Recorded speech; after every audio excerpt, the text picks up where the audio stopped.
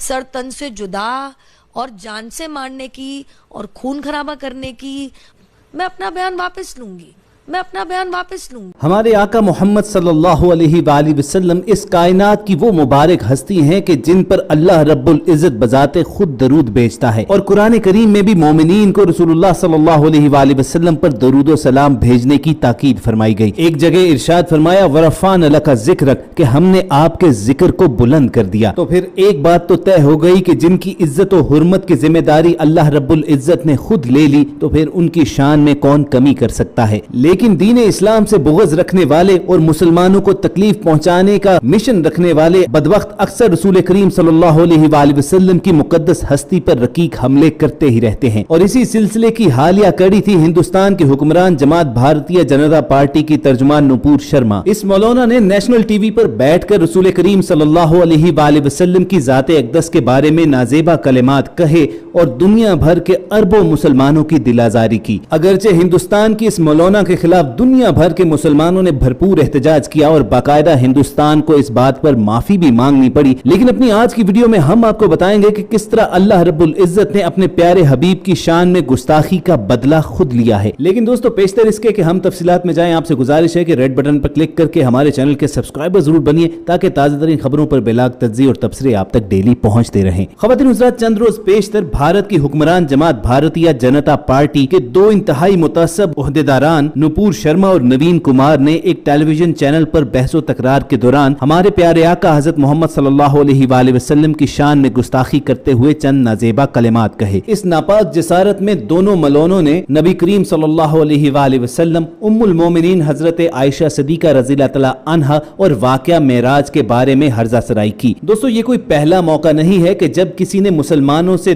دشمنی کا اظہار کرتے ہوئے مقدس ہستیوں پر حملہ کیا۔ تاریخ کا مطالعہ کیا جائے، بلکہ قرآن پاک کے بھی صفحات اگر پلٹے جائیں تو ہمیں اندازہ ہوگا کہ اللہ رب العزت کے پیغمبروں کی توہین، ان کا تمسخر اڑانا اور ان کی تعلیمات کو چیلنج کرنا کوئی نئی بات نہیں ہے۔ جب سے کفار، مشرکین اور منافقین کا وجود اس کائنات میں موجود ہے، تب سے یہ خبیث لوگ اس کبھی حرکت میں ملوث رہے ہیں۔ چنانچہ قرآن مجید فرقان حمید میں اللہ رب العزت نے ارشاد فرمایا کہ آپ سے پہلے بھی ہم نے سابقہ امتوں میں پیغمبر بھیجے تھے اور ان کی طرف جو بھی رسول آیا اس کا یہ مذاق ہی اڑاتے رہے۔ پھر ایک اور جگہ پر ارشاد فرمایا کہ آپ سے پہلے بھی یہ نبیوں کا تمسخر اڑاتے تھے اور پھر ٹھٹھا کرنے والوں کو اسی عذاب نے آ گھیرا جس کا وہ مذاق اڑاتے تھے۔ ایک اور آیت کا مفہوم ہے کہ اس طرح ہم نے ہر نبی کے لیے مجرموں میں سے کوئی نہ کوئی دشمن بنایا اور تیرا رب ہدایت دینے کے لیے اور مدد کرنے کے لیے کافی ہے۔ دوستو جب ہم ان نازیبا تبصروں اور گستاخانہ حرکتوں کے محرکات پر غور و فکر کرتے ہیں تو ان کے قبیح مقاصد سامنے آتے ہیں۔ اسلام کے خلاف اپنی نفرت اور عداوت کو ظاہر کرنا،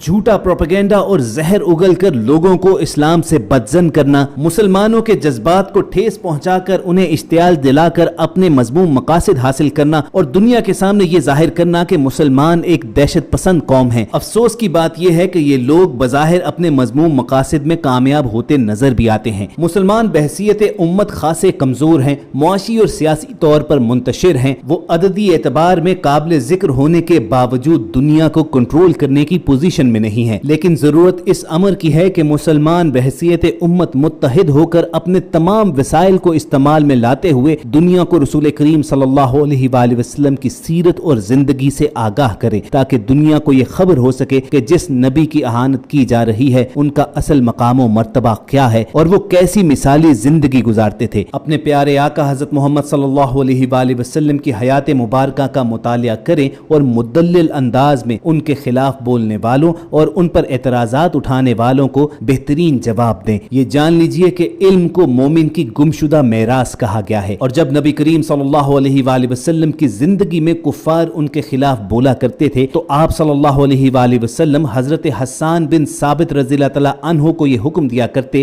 کہ وہ ان کی جانب سے نعتیہ اشعار کی صورت میں جواب دیتے، یعنی آپ صلی اللہ علیہ وآلہ وسلم اس زمانے میں بھی علم اور لٹریچر کا سہارا لیا کرتے۔ ضرورت آج اسی چیز کی ہے کہ اسی سنت کو تازہ کیا جائے، اپنے پیارے آقا حضرت محمد صلی اللہ علیہ وآلہ وسلم کے طریقوں کو ہی اپنایا جائے اور اشتعال کے بجائے بڑے عالمانہ انداز میں اور محققانہ طریقے سے اعتراضات اٹھانے والوں کو تفصیلی جوابات دیے جائیں۔ ایک حدیث میں ارشاد فرمایا گیا کہ مومن تو ایک جسم کی مانند ہے۔ آج ضرورت اسی چیز کی ہے کہ پوری امت ایک جسم کی طرح متحد اور یکتا ہو۔ جب مسلمانوں کے اندر اتحاد ہوگا تو ان کی یہ قوت ہی کفار کی کمزوری بنے گی۔ اس کا حالیہ مظاہرہ آپ نے عرب ممالک میں ہندوستان کے خلاف اٹھنے والی اس لہر سے کر لیا ہوگا کہ جب گستاخان رسول نوپور شرما اور نوین کمار نے رسول اللہ صلی اللہ علیہ وآلہ وسلم پر ہرزہ سرائی کی تو عرب ممالک میں بسنے والوں نے بائیکاٹ انڈیا کے ٹرینڈ چلانا شروع کر دیے۔ انڈیا کی مصنوعات استعمال کرنے سے انہوں نے انکار کر دیا اور نوبت یہاں تک آ گئی کہ ہندوستانیوں کو خلیجی ممالک سے باہر نکالنے کا مطالبہ کیا جانے لگا۔ جب مسلم امہ نے مل کر اس کے خلاف احتجاج کیا تب جا کر بھارتیہ جنتا پارٹی یعنی مودی سرکار کو ہوش آئی اور فوری طور پر انہوں نے معافی مانگتے ہوئے اپنے ان عہدیداران کو معطل کر دیا اور گرفتار کروایا۔ اور خواتین حضرات، بے شک یہیں سے ان گستاخان کی ذلالت و رسوائی کا سلسلہ دراز ہوا، جسے دیکھ کر کہا جا سکتا ہے کہ اللہ رب العزت نے اپنے پیارے حبیب محمد صلی اللہ علیہ وآلہ وسلم کی شان میں گستاخی کرنے والوں سے خود بدلہ لیا ہے۔ یہ وہ لوگ تھے، یہ وہ سیاستدان تھے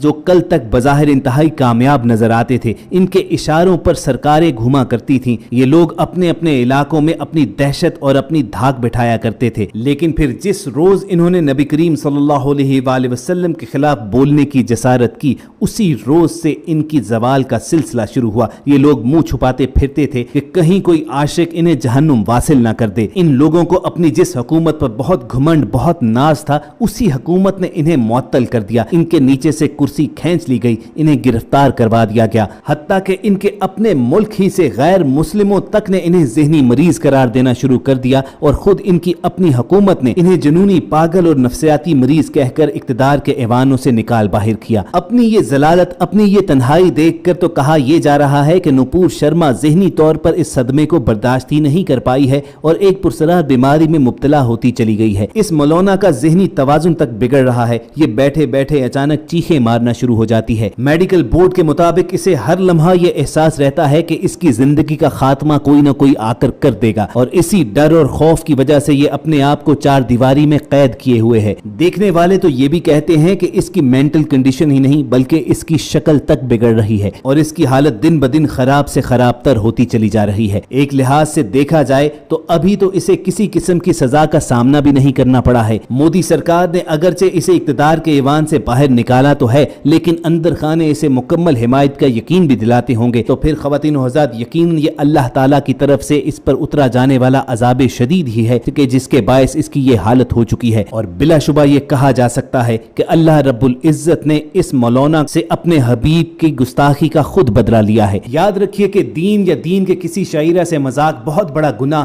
اللہ تعالیٰ کی حدود کی پامالی اور کفر کی وادیوں میں سے ایک وادی قرار دیا گیا ہے جس میں جاہل اور لا علم لوگ ہی گرتے ہیں۔ سورۃ التوبہ میں اللہ رب العزت نے واضح کیا کہ یہ کفار اور منافقین کا عمل ہے۔ فرمایا گیا کہ کہہ دیجئے کہ اللہ، اس کی آیات اور اس کا رسول ہی تمہارے ہنسی مذاق کے لیے رہ گئے ہیں، تم بہانے نہ بناؤ، یقیناً تم اپنے ایمان کے بعد بے ایمان ہو گئے۔ اگر ہم تم میں سے کچھ لوگوں سے درگزر کر بھی لیں تو کچھ لوگوں کو ان کے جرم کی سنگین سزا بھی دیں گے۔ یعنی اس آیت میں اللہ تعالیٰ اپنے غفور الرحیم ہونے کی اطلاع تو دیتے ہیں لیکن ساتھ ہی ساتھ بتا دیتے ہیں کہ ایک ریڈ لائن ہے جسے کراس کرنے والے کو سنگین سزا دی جائے گی۔ اور بلا شبہ ہندوستان کے ان مولانوں، ان گستاخوں کے ساتھ کچھ ایسا ہی ہوا ہے کہ جب اپنی دانست میں انہوں نے نبی کریم صلی اللہ علیہ وآلہ وسلم کی قدر و منزلت کو کم کرنے کی ناپاک جسارت کی تو اللہ تعالیٰ نے ان سے ان کی دنیاوی عزتیں چھین لی۔ دیکھتے ہی دیکھتے یہ اپنے ہی ملک کے اندر ذلیل و رسوا ہو کر رہ گئے۔ کل تک جس مرتبے پر،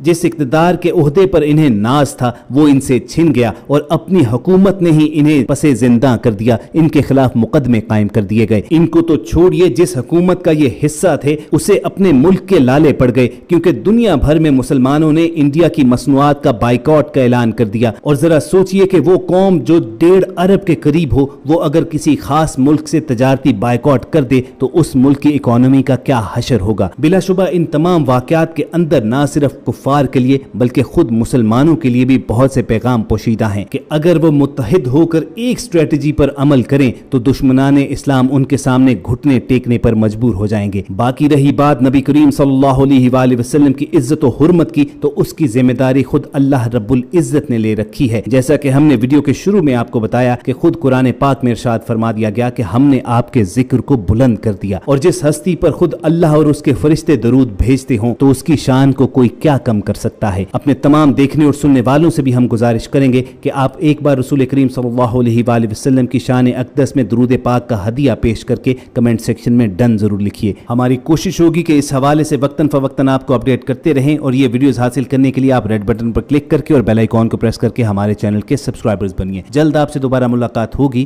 اپنا اور ارد گرد کے لوگوں کا خیال رکھیے۔ اللہ حافظ۔